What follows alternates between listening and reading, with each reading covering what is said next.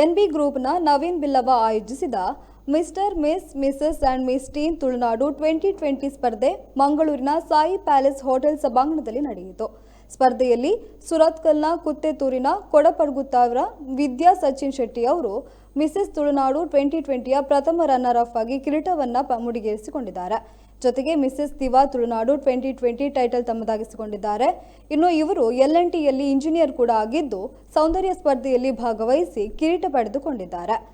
4 ವಿಭಾಗದಲ್ಲಿ ನಡೆದ ಸ್ಪರ್ಧೆಯಲ್ಲಿ 36 ಸ್ಪರ್ಧಿಗಳು ಭಾಗವಹಿಸಿದ್ರು.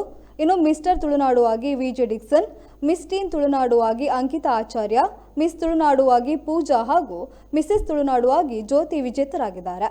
ಕಾರ್ಯಕ್ರಮದಲ್ಲಿ ತೀರ್ಪುಗಾರರಾಗಿ ನಟಿ ನಿರೀಕ್ಷಾ ಶೆಟ್ಟಿ, ಶ್ವೇತಾ ಸಂತೋಷ್, ನಿತೀಶ್ ಶಶಿಧರ್, ಶಾರದಾ ಬಂಗೇರ, ಶಿವಾನಿ ರೈ ಭಾಗಿಯಾಗಿದ್ದರು.